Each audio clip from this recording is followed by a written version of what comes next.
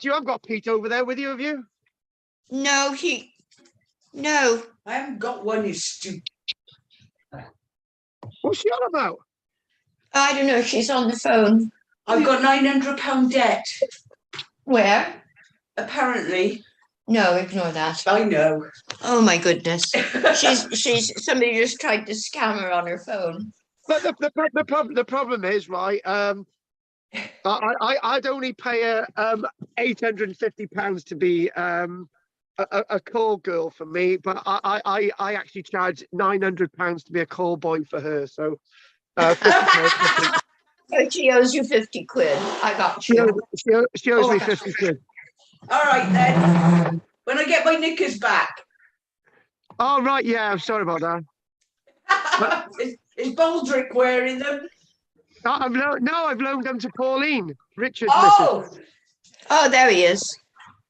Oh my God. I'm here somewhere. Yeah, you're blurry, darling. I'm there. There you are. Right. Okay, folks. I love Baldrick. I know you love watching the TikToks. I always do. There's Pauline the witch. Hiya, Pauline. Oh, morning. Morning. Morning, lovely. Yeah, I was watching them last night. I was showing my friend in Skittles.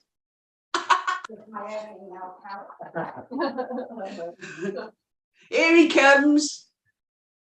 Right. Okay. Let's get started because we have only got an hour today. So I'll just do the little register. So we've got Kathy there. Yeah. Kathy. You're right, Kathy. So we've got Ruth. We've got Kate. See you. All right, see you later. See you, Pauline. Hi, Kathy. Hiya. How are you? Fine, thank you. I hope you're taking pictures. Taking pictures of what? None of this. Hope you're taking pictures. Keep it well, though. Yeah, fine, thanks. Yeah. Oh, good. She's not well at all, I think. You know, not listening to you lot. Oh.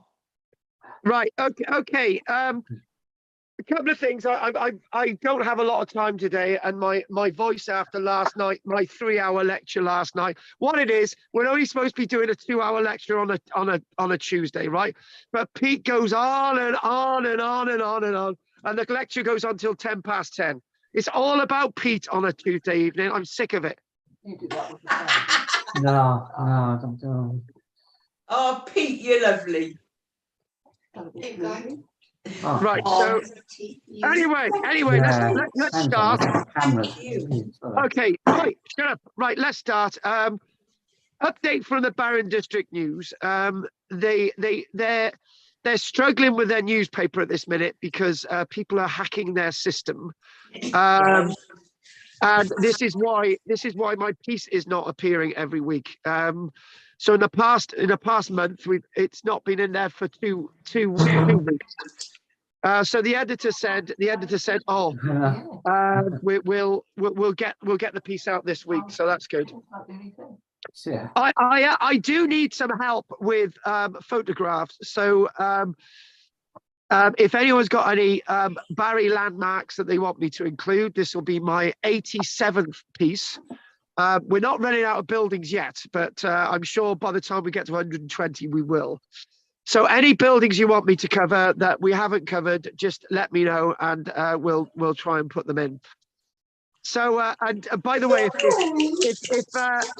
takes the photograph, I'll give the credit to Richard. So there you go. Want to sit on your lap, maybe? Right, shut up. Right, Kate, how are we going to do a raffle this week? Have you got a prize? Oh, I'll find something. I'll find something. Oh, Right, so Richard, you'll have to put £1 in for the raffle this week. Thanks a lot. Right, so there you go. So the other thing as well is I want to know if you guys can possibly get together a little group to go over to Sully Church Graveyard and try and find some of those graves that are to do with shipwrecks. right. And the best way to do that is to try and create some kind of a map of the bodies in the graveyard, and basically Selly Church isn't much of a problem. There's only about max, because there's two burial grounds at Selly Church. There's the burial ground that's sort of north of the church. You don't need to look into, because that's all recent graves. Any graves behind the church looking north, there's one or two, there's not many that I'm aware of. So everything south of the church, and there's no more than 150 graves, so it's not a lot to look through. So if you're organized, I'm sure you'll find there's probably at least 2 graves. The one I'm particularly looking for from 1831, 1832. And there's ones that we're looking for, me and Richard, from the 1850s and 1860s. So if you can try and work something out in going over to the church graveyard, that would be really, really appreciated. So again, I'll mention we'll have the raffle at the end, and we'll have the collection this week. Just chuck the monies in the bank account. Ruth has got to pay extra this week, because it's Ruth. Anyway, sort out the money, so that's it. So what I'd like to do this week is I would like to carry on from the talk that we had about Porthkerry and basically dates and silting and harbourage, and that's what I want to do. And I just want to. I know a few weeks ago we looked at the Iron Age involving the Porthkerry, the Porthkerry landscape.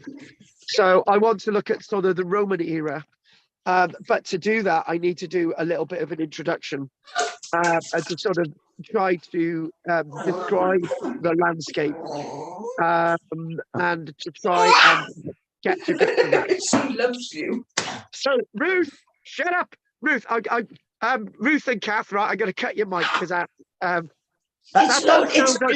It's Lola's causing a fuss. Yeah, don't worry. What I'll do, I'll close your mic down for a little bit, and then we'll put your mic back on, if that's okay. Good. It's Lola and Stitch. Oh God. Backside. Who's got a backside? Oh, sorry. You weren't supposed to hear that. I can't seem to mute anybody. You can't. I muted them. Good. Okay. Right. So what I'd like to do is I'm going to do a little bit of a share thing on the screen, my little whiteboard on the screen. And what we're going to do this, and we're going to do a little whiteboard, and hopefully my voice is going to hold out. So are you seeing the whiteboard on the screen? Yeah. Not very wide. All right. Okay. What we'll do it this way. What about that? That's better. Oh, thank you, Richard. I really appreciate that. You're a lover. So what we're going to do, we're going to try and basically try and map the coast to approximately what it would have been in around 40 years AD. So we're gonna start with a little line coming out there, and we're going to bring that in to sort of here. We're going to bring that back around, and we're going to do this like this, and somehow we're going to do this. This is actually quite a good representation of the Porthkerry landscape. And there be Castle Rock. So this is sort of the land. This is what we're looking at about around 40 years AD. And what I'd like to do is that little bit of an introduction that we did, not last week, but the week before. And one thing I start off with today is by saying, over the many years since around AD 40, human beings have been using the areas of Porthkerry's natural qualities for harbourage, for habitation, its natural trading coves, dwellings itself, and a sense of connection with that landscape has been going on long before the Roman period. And this is what we've got to stress, long before the Roman period, because what you then have is a site that if we sort of draw it sort of higgledy-piggledy, we sort of look at something like that. That there is actually the bulwarks with its complete ditches and all the rest of it. So that's giving you a little bit of an idea. Where we're also looking at is around here. We're talking about westward rise. We're talking about the westward rise barrow. So this landscape itself has been very much connected with change. And one of the great things that I keep questioning more or less weekly now is this absolute nonsense that human beings have created this global environmental climate crisis. I don't believe that's true, because what we're looking at is that humans don't have the physical ability to change the climate that much. All it needs is one volcanic eruption, and everything that us humans are trying to do to save the planet will be over. The one thing I do agree with is that we've got to recycle. I do agree with the fact that we need to stop cutting down the tropical rainforest and wiping out thousands of species of animals and plants around the planet, which is a completely different issue. And when we think about global environmental change, which I call it, not climate change, which is the nonsense that they talk about. So global environmental change, what we're talking about is that we as human beings have always seen changes within our environment. For example, when we look at the Porthkerry area, this is not lecturing at you, this is my opinion, so you can disagree with what I'm saying. One thing I would like to say is that 2,000 years ago, there used to be a harbour at Porthkerry. 2,000 years ago, the coastline used to be hundreds of meters further out at Porthkerry. That's natural. That hasn't been created by human beings. What we are doing is seeing that back in the day, the water levels would have been lower than they are today, as the water levels at that point were still rising, because and the water levels still rising is a natural phenomenon. And what we do see is, as water levels are rising, what we do see is lots of different things: harbors silting up, water levels dropping away, taking the silt away. There's lots of different ways of looking at this, lots of different interchange. You can agree or disagree and so on. But what we do know is that 2,000 years ago, the harbourage at Porthkerry was open to the sea. You may argue that that indicates that the water levels were higher. However, this harbour eventually becomes silted up. So there's different ways of looking at this. But what we do know classically, whether you agree or disagree with what I'm saying initially, what we can say is that temperature was about 1 degree, 1.5 degrees higher than it is today. But water levels are naturally still rising. So being that the temperature is 1.5 to 2 degrees higher than it is today, at the beginning of the Roman era, in 43 AD, what we can say is actually there was a lot less rainfall. The landscape of Britain was perfectly suited for agriculture in a lot more areas. It was seemingly better than it is today. And so, you know, with the temperature being higher then by 1.5 degrees, all that we're doing in the natural environment today is going back to that temperature that existed 2,000 years ago.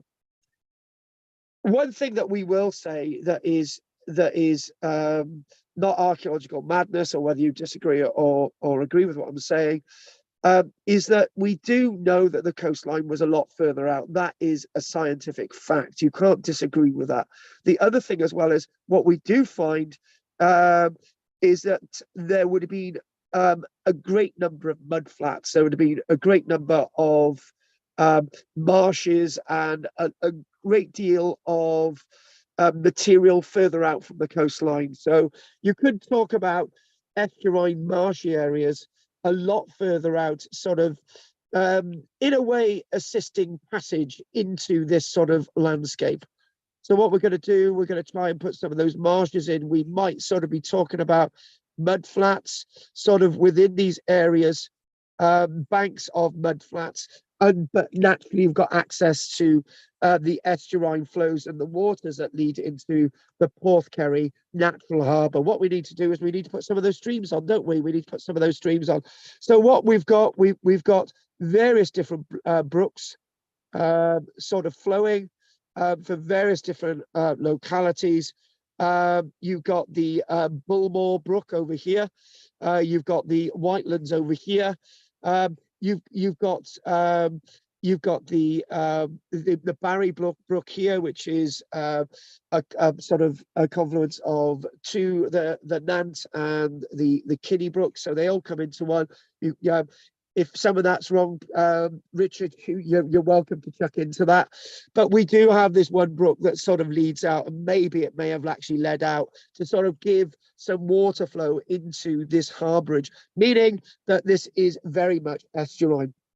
So one of the things that I'm looking at here is something that was written quite some years ago, but is something that I haven't changed in my mindset.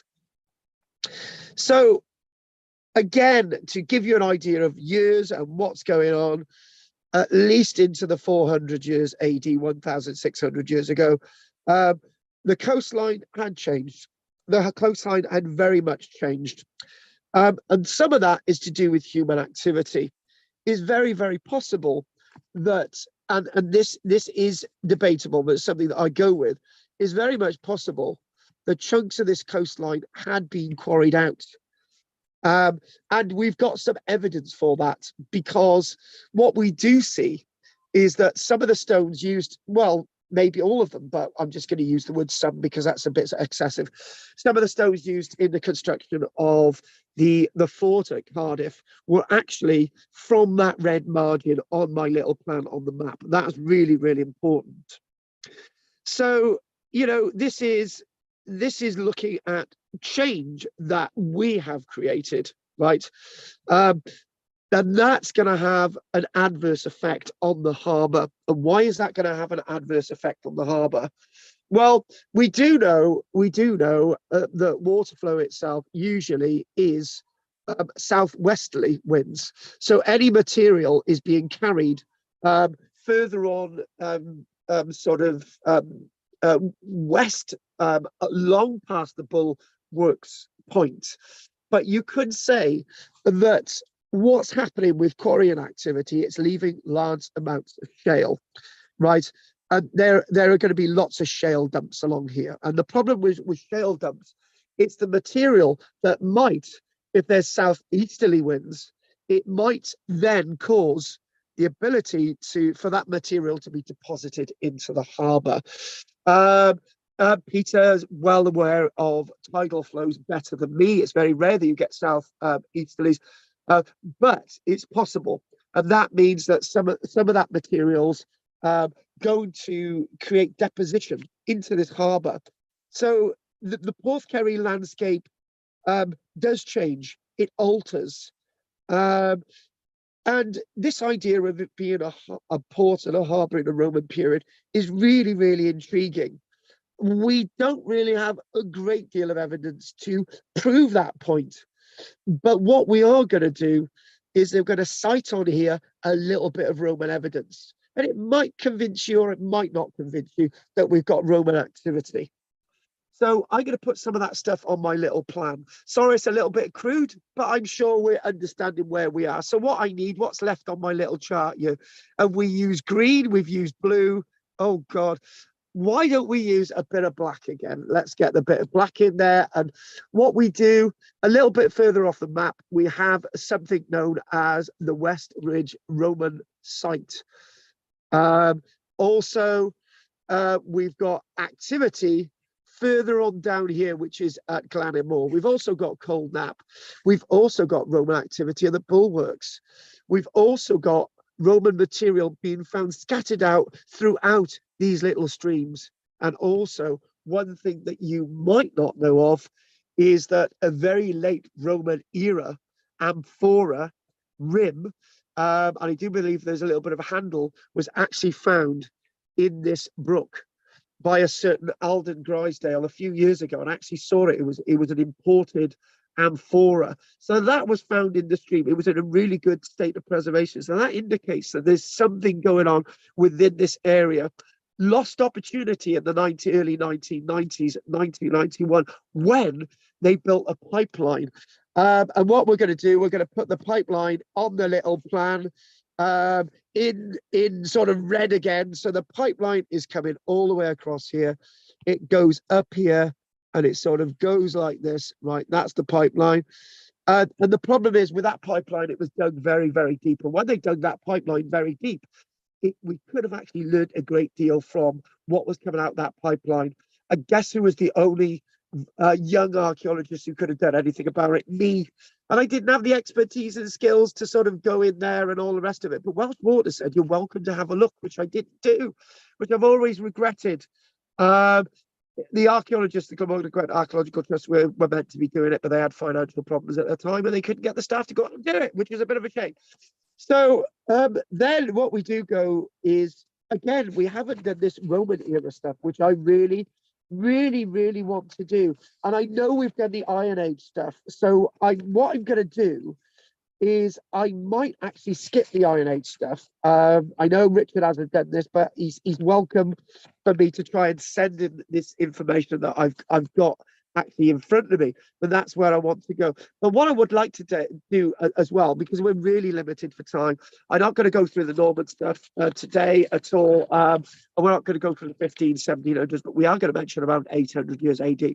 The coast become very neglected by human beings. We're not seeing much activity along this coast by about 800 years AD. 100 years AD. We don't really get any medieval activity. We don't really get any stuff going on at the bulwarks. We don't really know what's going on. And the temperature by 800 years old AD had got colder, meaning that tides are different. Tides are much more destructive.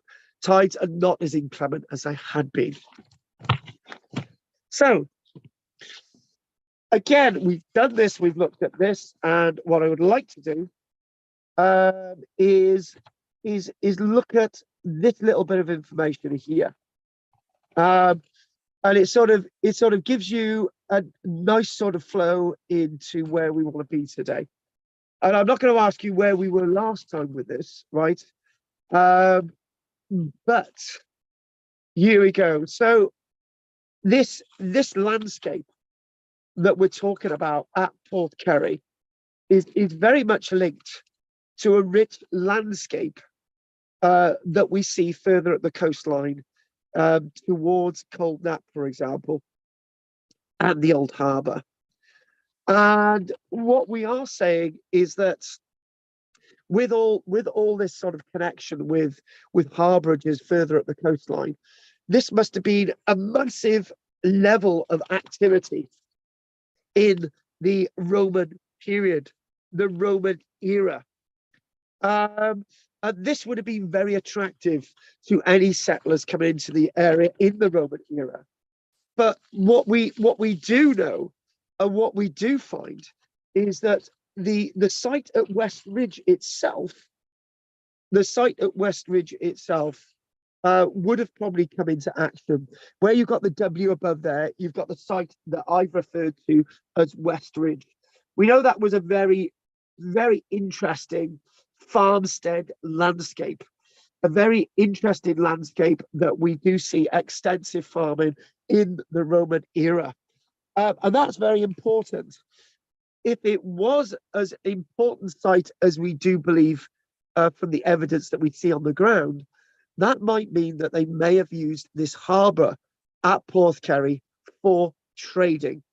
And I don't know if I've got a copy of it. I'm just going to see.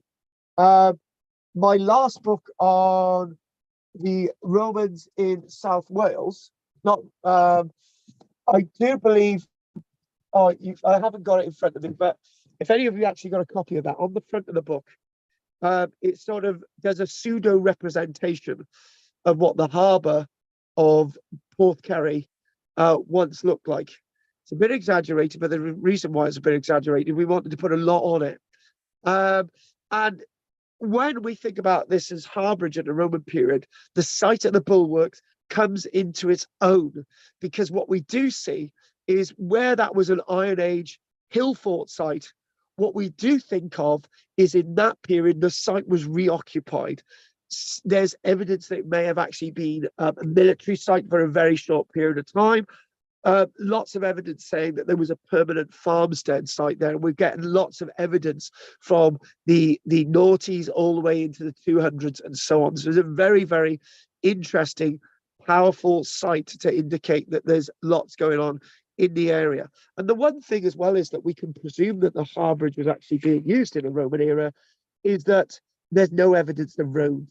There's no evidence of any real substantial trackways going to the Westridge site near the W on there and the Bulwick site. So how did people get here?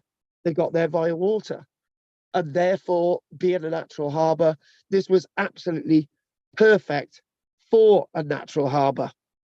So what's at work here? What's causing this landscape to change? Now, what is causing the landscape to change is those little rivers leading into this harbour. They're bringing in silts and sands and muds and clays and little gravels and little stones. That's what they're bringing into the harbour. So the harbour is actually silting up from not the seaward side, but actually the landward side. And the effect of all this sort of silting up is causing the coastline in the valley to move further out. So what do I exactly mean by that? Let's sort of get in the black there. So what we're talking about is that if you follow that line there, it's gradually silting up. And as it's gradually silting up, this is causing problems for future generations.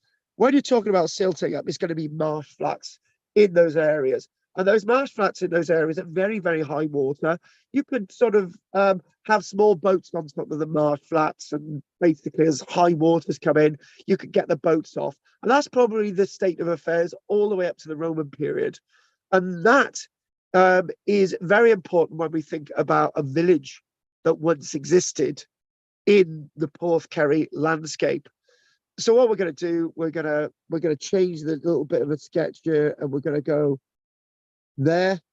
A bit further up there is a village known as Westridge, and that would have used the harbourage into the Norman period and beyond, but eventually it really started to silt up big time. And also the other actions from southeasterly winds are going to bring in those silts and clays, which are going to be deposited into the backs of Porthkerry harbour, this natural amphitheatre, this natural harbour itself.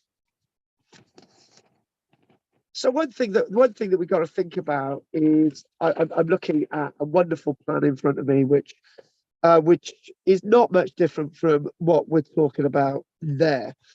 But what is happening is that the coast, particularly underneath where the B is starting to erode quite rapidly. And what we've got to do, we've got to do a history lesson in itself. What we've got to do, we've got to try and give you a little bit of a talk, a little bit of a lecture, so that you understand the following issue. Now, what we're going to do here is there, where I'm doing the blue in there, right? That would later on be known as, it's 200, it's described as 200 meters out, but where that blue little sort of oblong thing is on there, that is then described as Castle Rock. That is then described, it's on old Admiralty charts. Can't say that with a blocked up nose.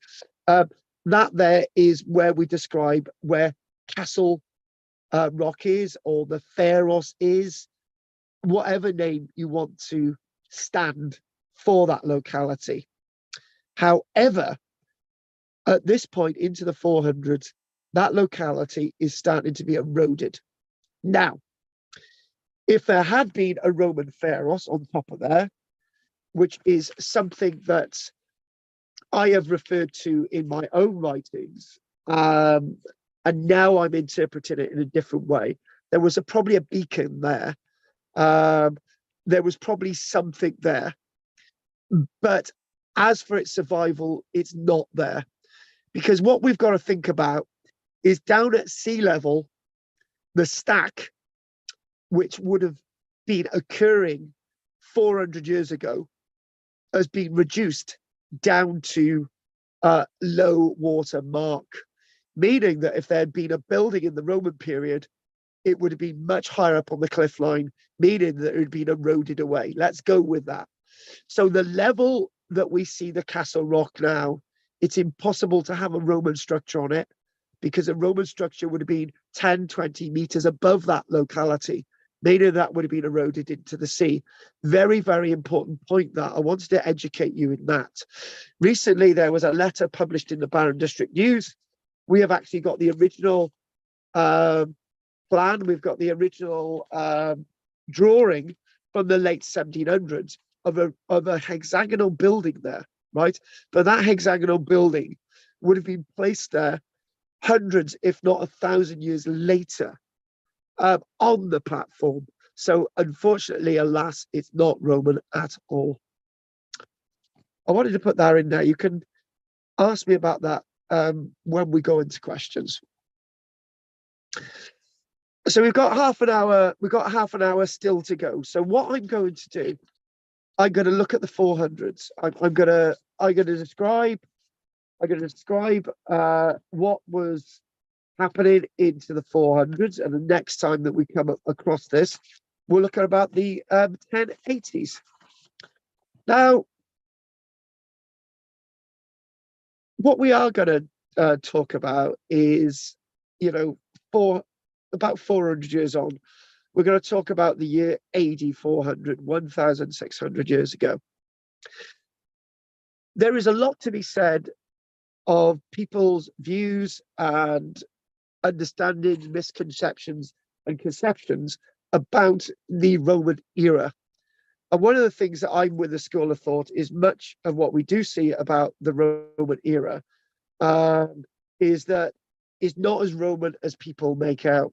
It's more of a pseudo-Roman. It's more of a period when people took on the Roman idea, when some Roman settlers were here, Roman traders, contingents of the Roman military. They made this into a province, but most of the people living here, 95 to 90% of all the people living here were the people who'd always lived here, but they decided to take on this Roman ideal.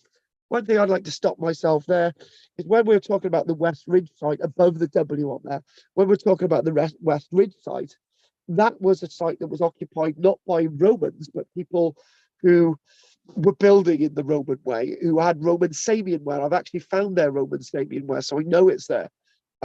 They had some Roman traded artifact, such as the grey wares that had come in elsewhere, and some localized pottery and so on that they'd made. So they're sort of Roman in their head. It's like, for example, Kate feels that she's Welsh because she's lived in Wales for 40 years. Kate, I know you don't feel you're Welsh because you're well and truly American. But you could say that you're Welsh. Peter could say that he's Welsh because he's been here 100 years, right? You've adopted the land. And, you know, this is the thing. It's the other way round. People were native Britons and they thought, right, now we're Roman because we speak, we can say a couple of Latin words, right? We got some Roman coins and so on. Love it. 400 years AD, the temperature had lowered. It had lowered by between 1 and 2 degrees centigrade. Now that's really important because that means that the winters are going to be a lot longer. The tides are going to be a lot more aggressive. The rain's going to be a lot more as it is today. And there's going to be a lot more silting up there. It's going to be a lot more inclement. And one thing that's happening is that the farmland in the area has deteriorated. Lots of the rich soils have been washed away into this harbour, and the landscape is very clay-like.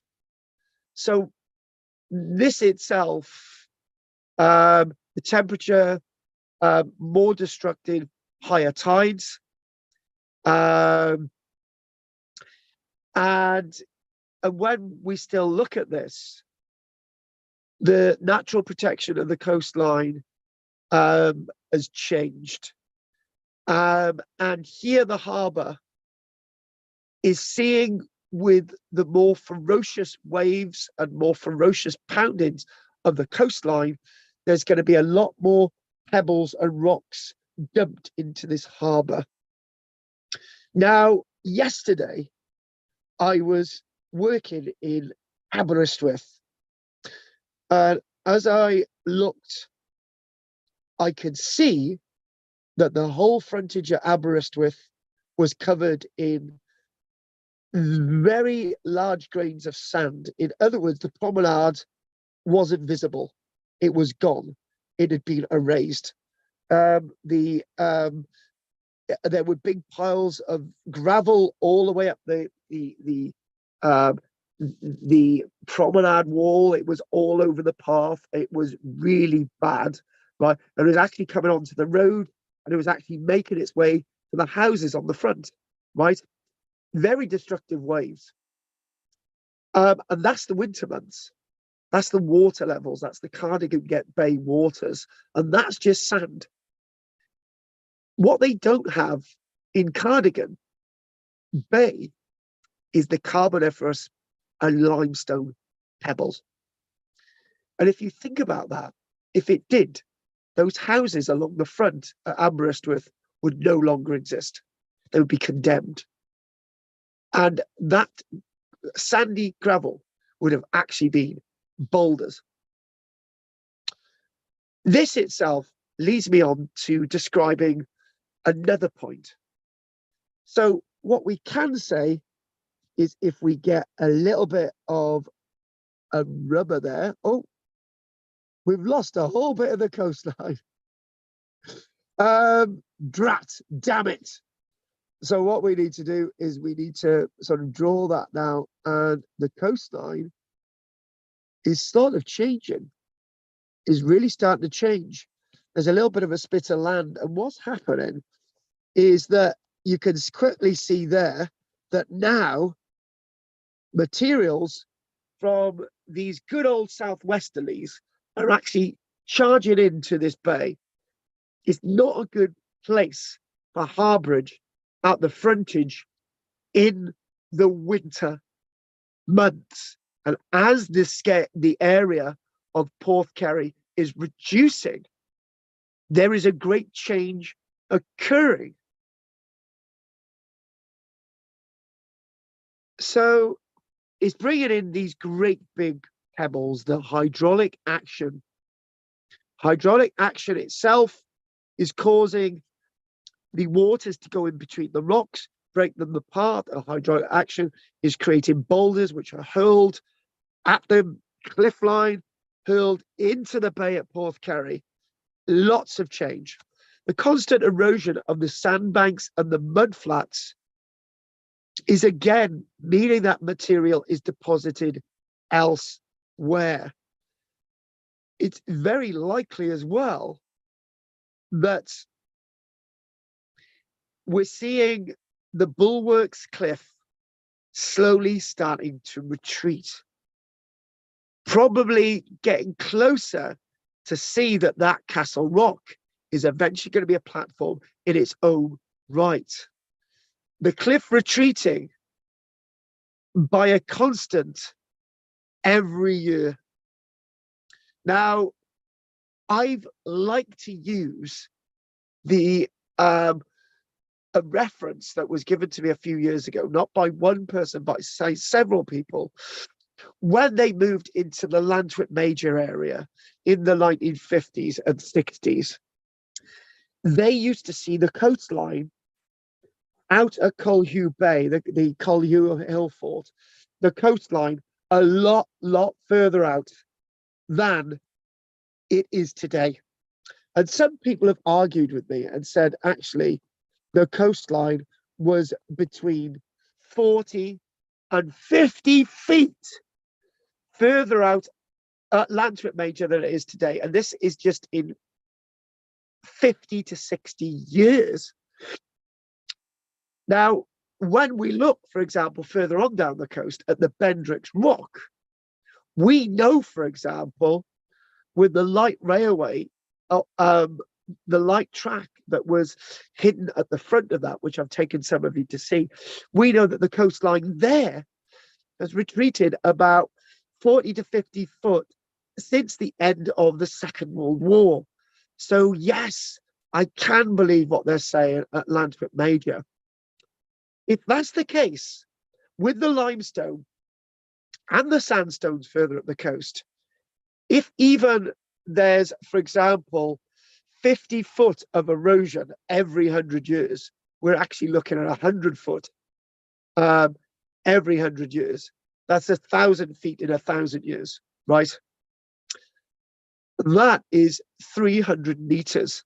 In 200 years, in 2,000 years, that's 600 meters. Some estimate, like me, that there's at least a kilometer of coastline has gone at the Porthkerry landscape since the end of the Roman era. If that's the case, all that rock, all that crap has ended up depositing in the Porthkerry harbour, ended up depositing in the Romley Bay and Coldnap harbour. And eventually what we do see with the loss of the land bridge, which we will look at in next week, with the loss of that little bit of a land bridge between Castle Rock, a lot more stone has ended up depositing completely into Porthkerry, ending its life forever. So this open natural harbour, which at this point was being silted up rapidly, and eventually, within 1,000 years, blocked up forever. The cliffs today, as then, are very unstable. Changes in temperature by 2 or 3 degrees centigrade can have a great effect. The soil and often soft stone shales formed a silt solution in the water. This solution was carried along the coast to the various other localities. And I need to make a point. The reason why our soil, the reason why the colour of our water along the South Wales coastline is murky and dirty isn't because of effluent coming out from sewage. You know, when we were children, we used to refer to as old harbour as Bear Bum Bay or Pooey Bay or Poo Bum Bay. This isn't what we used to refer to as the old harbour. I've referred to it. I've heard that people used to think that the mud was actually human excrement, but they used to take their children down there to play. Never been able to work that out. But since they've been cleaning the sewage, they've made that major sewage work, which is basically behind the embankment as you go over to Barry Island on the northern side, the great sewage work they built there. The watercolour has not changed. And the reason why the watercolour hasn't changed is not because of human effluent at all.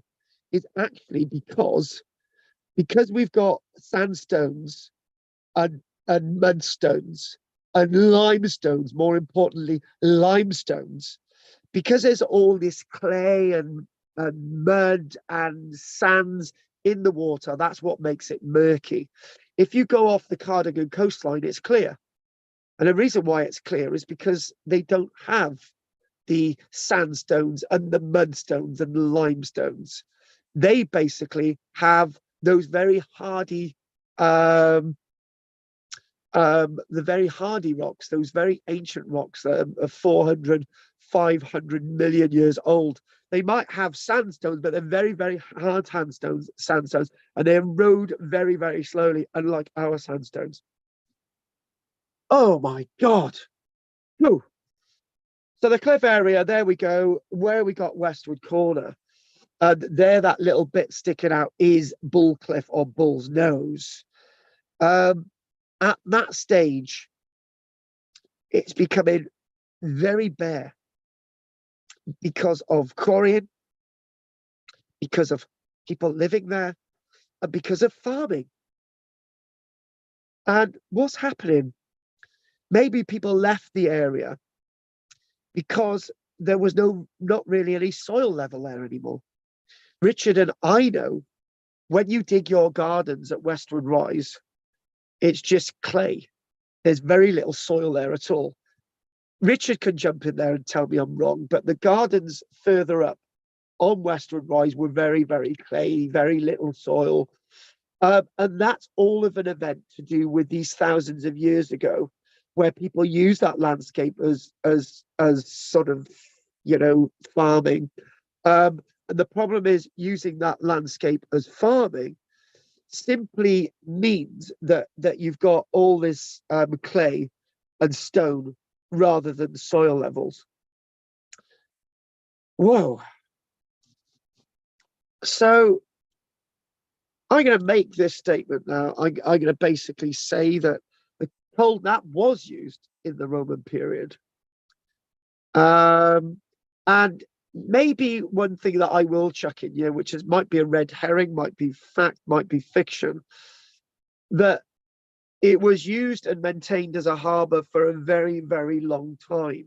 And that maintenance itself meant that any rocks and silt and clays and all the rest of it were sort of, maintained by whoever was maintaining the harbour. But that might be a little bit too far-fetched.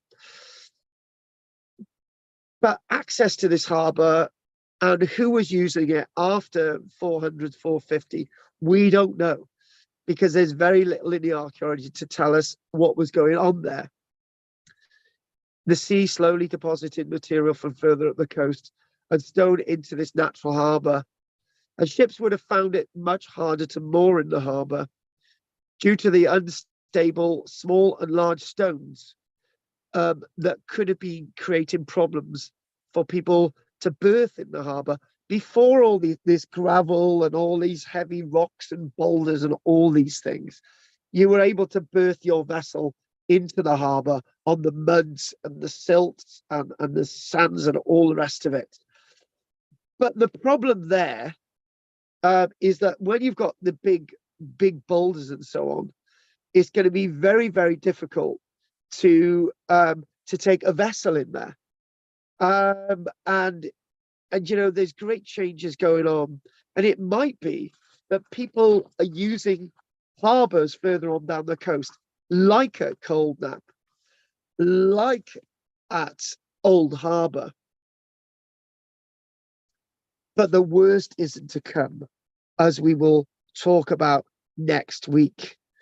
But what I'd like to do is I'd like to sort of go into a little bit of an odd time in history that we really don't talk about for these last minutes today. And this odd time in history is between these 400s and the 1,000-year age.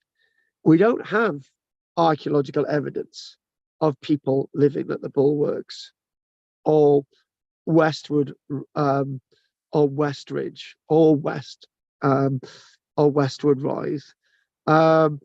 We've only got that one piece of amphora, that sort of a late piece of Roman amphora that was found in the sort of Barry Brook itself. But what we do find is that there's strange stories, and we talk about this story that's been written down by Stan Aubrey, who was writing lots of books about the Barry area in the 30s, 40s, and 50s. I think Thomas Eubank about his 1920s book. There's talk about Kerry. There's talk about this sort of that this may have been used as a harbour for a certain historical figure called Kerry. Now, some people relate Kerry and his daughter directly linked to the figure Caradog or Caraticus. But what we're going to do is move away from that. I believe that that story's associated with a figure in the 400s that may have been somebody with a little bit of wealth. And we talk about Kerry's daughter haunting the woods of Porthkerry. And it's very interesting that we've got those stories. And I don't believe they're associated with the medieval period. I think they're associated with the post-Roman era. But what I would like to say today, finally, is something that's archaeologically, scientifically, historically, a little bit closer to fact, rather than trying to work out a little bit more about this Kerry figure. And what I'd like to say and talk about is that it's about the trees. And when we think about the trees within the landscape, most of the trees within the Porthkerry area have been seemingly planted by the Romilly family after the, say, 1820s, 1830s, most of the trees. But you do get occasionally big yew trees that you see across the landscape of the bulwarks. There are an incredible number of yew trees at the bulwarks. And yew trees are very, very difficult to plant. And yew trees don't have many uses compared to oak or elm. Yew trees take a very, very long time to grow. Even though most of the yew trees at the bulwarks have seemingly from probably from about the 1800s date. Some yew trees around the bulwarks are incredibly older than that. And it starts to make you wonder, how old is the landscape of yew trees in the Porthkerry area? And I'm just going to sort of scribble something on here, and then we're going to come back over to looking at my ugly mug finally today. So what we do see is that if we sort of look here, within this area here, on that side where the B is, on that side, not in the middle, that's where you see the yew trees, a lot of yew trees. And I think that's a clue to some of the remnants of an ancient, if not primeval, woodland within the landscape, which is very, very special. Most of the trees in this area have been planted. Lots of the trees in this area have been planted. Not sure about this area here, but this area, that might be very ancient and very primeval as a landscape. So that's more or less my discussion for today. We will do more next week. And don't forget, I would like to have the raffle before we finish today. And I'd like to have some of you thinking when you could get together to have a little look in Sully Church Graveyard. I would like to say that we've got, what date is it now? I'm just going to cut the screen a minute. So Peter loves looking at me. He's missed me. I know he has. I would like to say that I could be in Barry next Wednesday at 11:30. So we could be in Barry next week at 11:30 if you guys so wish. Unless you want to do another online one, and we could do the following week maybe. Right, so okay, then let's get those annoying people on. And everyone's been very quiet. Ask to unmute. Peter to unmute. Right, okay then. Kate, unmute your mic because we don't want to hear you. Go on, You're witch. still Oh. muted, you dope. Right. Kate, you had an, Oh, dear. Kate, you had an opportunity to insult her then. Yeah, just think, Pete, Aye. right? On behalf of Kate, right? The Republicans did very well recently. Oh, yes, we're going to win. It's going to happen. Yes, It's they going to have. happen. Some of the mainstream news is reporting stuff they never would have before. Guess what? Elon Musk is bringing back Donald Trump on Twitter. Well, he's got to bring back Bucket of Tea as well. Are you on Twitter? Buckety. Are you on Twitter? Yeah. Would you tweet Elon and ask him to bring back at Bucket of Tea?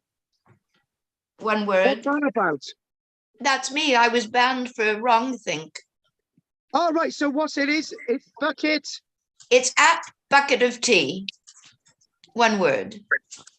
Right. So there's only one bucket of tea on there, is there? That's right. And it's suspended because I got suspended.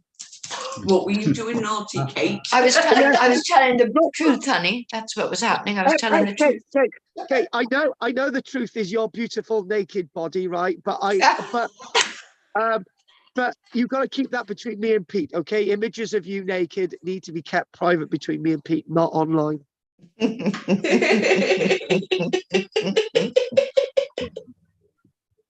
Right, so Elon, okay. bring back the bucket. All right, shut up. Right, so 3 announcements. Would you like to do a live one or an online next week? I can't make next week. You what okay, next week? Well, online's fine because we can see you, isn't it? Yeah, okay, right. Pete, But we'll have to get together as well, though. I miss okay, y'all. what I'm going to say, I'm going to talk about Pete. Pete, you're still not able to get to the studio, is that correct? No, that's correct. Right, okay, we will do Bummer. another. Okay, right. Kathy, you need to get over to Kate's house next week. We'll do another online one for next week, just for Okay. Pete for now, okay? All right. Yeah. I know you're disappointed, but It'd be it's just, nice to see you, Kate. Kathy. Kathy, Yeah. that's the way. Right, so can you guys, we're going to do the raffle in a minute, then we're going to do questions, right? Can you guys organise to get together and with a few Sully. clipboards to look at the church graveyard at Sully? Yeah. Right, okay. Right, you've I got can't Kathy's drive, number. so I'll be with Kate. Right, you've got Kathy's number, right? Organise something between now and Wednesday if you can. Right.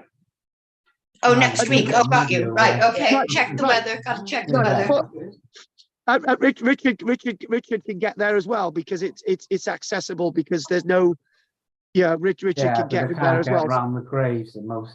Oh, Richard, hang on, stop a minute, Richard. You're going to be sitting down shouting out instructions. I need somebody like me there. Thank you very much. Yes, please, Richard. Tell me what to do. What me and Richard are interested in is we're not.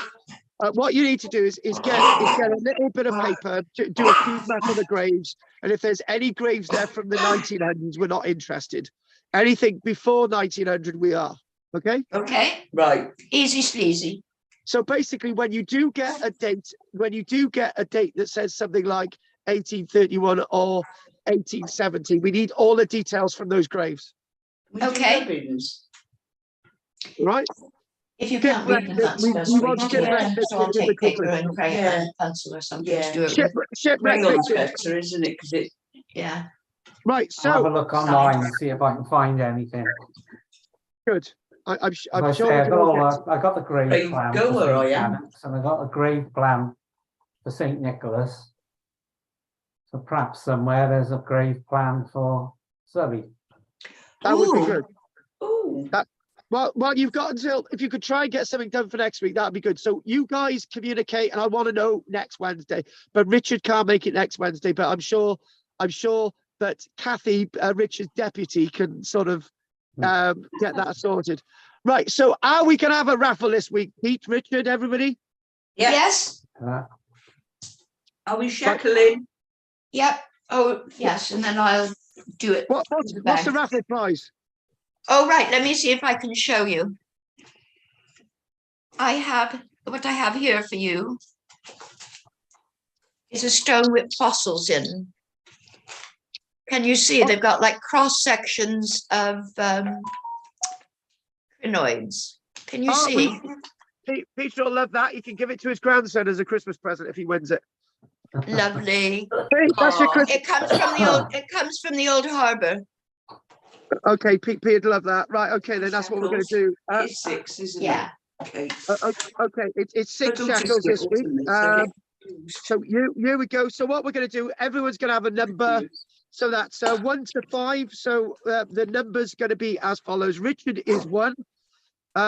Kathy is 2. Kate is 3. Ruth is 4. And Peter is 5. Right. So here we go. Everyone's Four. number. We're going to do the little thing online. So there we go. There it is. There's the raffle sort. So what we're going to do, we're going to generate the number. And there you go. You're going to see it before me. What number is it? 2. 2. 2. I won the last one. Kathy, That's you've won okay. it this week. Kathy's won it this week as well. Oh, done, Kathy. oh, thank you. I'll keep it for you here, darling. Okay, thank you. Right. Right. Basically, what I'm going to do is send a stash of arsenic to you, sort of, Kate, so you can put it in the tea for next week. Okay. Oh. Or I can give you some amoxicillin, injectable amoxicillin, which I inject my sheep with. So there you go. Aw. Where's Lola? Baldrick? Where's Baldrick? Yeah, have you seen the latest Baldrick on TikTok? I have. I watch them all. Good. I Right, watch them so- all. Good. You got to share it around. You know what? Right. Yeah, I need to be viral on TikTok. Right. Okay. Do you want me to Okay. share everything? I don't I do mind share- sharing everything as long as you agree. Yeah. You share it. Always share it. Good. Right. Right. Okay then. Any questions, Peter? Any questions this week, darling? No. Thank you. Any questions from you, Richard? No, I don't think so. Right. Any questions from Ruthie? No. My God, it's quiet today. Right. It's down to the 2 girls. Lola, you've had your say this week. Yes. Right. Well, I so want to ask you, I missed on your whiteboard, I missed what that second red line was. That's the pipe. That or a pipe. Got you. Yeah, that's the pipe that was excavated in 1990-1991. It was something that me and Richard are quite ashamed as that we couldn't actually go down there and actually investigate the trench that time. We could have seen something. So, you know, Probably. Oh well. bit of a shame that. But anyway, right. So, oh my God, it's all right now. You've done Kate. We've got one question left from Kathy. Has to have a question, otherwise she's upset me. Kathy, question. I haven't got one, sorry. You've upset me. Oh, make one up, darling. Quick, don't hurt his feelings. Make one up. Why does life exist? No. Oh, there we are, that'll do, yeah, that one. Oh, no. What I'm going to ask, this is a question from Kate to Kathy. Kate, if you had a chance of voting for anyone in the US elections, would you vote for Biden or Trump? Neither of them. Well, neither, but Trump the best. Neither. Oh, okay, that's really upset Peter. Right. Okay. What I'm going to do is put out there, right? I want somebody between now and next week to get me a photograph for next week's column in the Barron District. Right. And what is that? Pardon? And what would that be of? I would like a photograph of the church that is Main Street. The one on Main Street, is it the Wesleyan one? Which one? You know the one, Richard. What's that one called? Which one in Main Street? No, you go down Main Street. You've got the pub, which is now a Tesco's, and next door to where Roy's Toys used to be, on the right there. Oh, the Wesleyan, is it? Wesleyan. Yeah, the Oh, Wesleyan. the Wesley Chapel with the lovely The one they cottage took next the- to it. Oh, that's beautiful. Yeah, I want a photograph of the Wesleyan. It had like a bell cot on it and they took it off. Yeah, that's the one. I want one of the Wesleyan. Right. What we're going to do, we're going to call that a day. If there's no other questions from Kathy, Richard, Pete, Lola, Ruth, Stitch, or even Kate. If any other questions before we go. And What's Oh, I that? can't think because I can always message you, can't I? Okay, if there's no other questions, then we'll call it a day. It's a beautiful day out there. Get out there, enjoy it. I can get my voice back, and I will no doubt see all of you next week, other than Richard. Okay, it's foggy here, not here. It's absolutely beautiful. is it? Yeah, it's absolutely beautiful. Oh, Mind you, he Not likes it bad, yeah. overclassed. Well, I was hoping to He go. likes it dull and wet. yeah. Don't Oh, you? shut up, you chart. Right, okay then. All right, then what we're going to do, thanks for joining us, Kathy, Richard, Peter, and the use of your homes, Ruth and Kate, and I will see you next week. Thank you very much. Don't forget Okay. the homework. Bye. Take care. Bye. Bye-bye. Bye, Cheers, Bye, everyone. Pete. Bye, Bye-bye. Pete. Bye, Kat. Bye, Rich. Bye, Bye. Richard. My arm. I'm sure you said bye, Rich. Bye. Ta-ra. Bye-bye. Bye-bye. Ta-ra. No. Bye. Gonna have a cup of tea. And a partridge in a pear tree. Ta-ra. Yay, and a partridge with a cup of tea. Oh, lovely. Bucket of Yeah. tea. Bucket tea. Bucket of tea. Oh, yeah, I will do it. Bucket tea. Bucket tea. Bucket tea. Bucket of tea. My Don't forget to watch my TikTok videos 1,000 times, okay? Right. Anyway, I'll speak to you Oh, soon. okay. Does it matter if I watch them on something else? Does it have to be watched on TikTok? Because I can't do TikTok. I ate If you watch TikTok. them via something else, then it's an external view. So, yeah. That's good. Oh, well. Right. Anyway, I'm off. Take care. Bye. Bye. Bye-bye, lovelies. Piss off. Bye-bye. Pizza. Oh, my God. Cheerio. Bye. I just leave meeting. I like it. Bye. Leave. Take care, honey. Bye-bye. Take care. Bye-bye. Bye-bye. So that was very strange. Bad language at the end. I do apologize. I'll probably be moderated for that. Thank you very much. Don't forget to like us.